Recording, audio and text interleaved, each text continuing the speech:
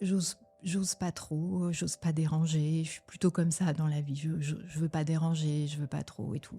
Et en fait, grâce aux autres proches aidants, j'ai pu comprendre que beaucoup de situations se débloquaient parce qu'on insistait, parce qu'on insiste, parce qu'on rappelle, parce qu'on veut comprendre. Expliquez-moi. Forcer les psychiatres, les soignants à nous expliquer les choses, à prendre le temps, à leur demander de nous expliquer.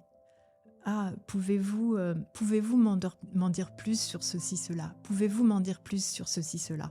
Être vraiment aller chercher les infos, leur montrer qu'on est là, leur montrer euh,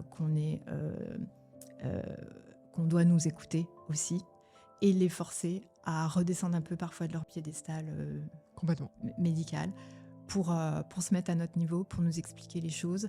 Et voilà, ça c'est hyper important. Tout à l'heure d'un ami très proche qui a pris à un moment donné la curatelle de ma mère. C'est quelqu'un qui me soutient, donc il n'est plus curateur, mais il me soutient beaucoup dans ce parcours. Et en fait, comme il a été curateur puis subrogé, tuteur, enfin bon bref, des trucs, voilà. De temps à autre, moi j'étais dépitée, j'osais même plus passer les coups de fil. Je tremblais au téléphone, j'osais pas rappeler, j'avais la boule au ventre quand je devais demander quelque chose à un psychiatre et tout.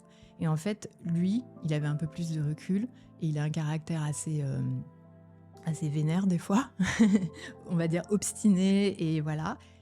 Et lui, quand il passait les coups de fil, il y allait quoi. Ouais. Il allait au... Vraiment, il était très, très obstiné, très têtu. euh, et ça a été hyper utile. Et si je ne l'avais pas eu à mes côtés dans plein de situations, ça aurait été hyper compliqué avec ma mère. On n'aurait pas obtenu certaines choses.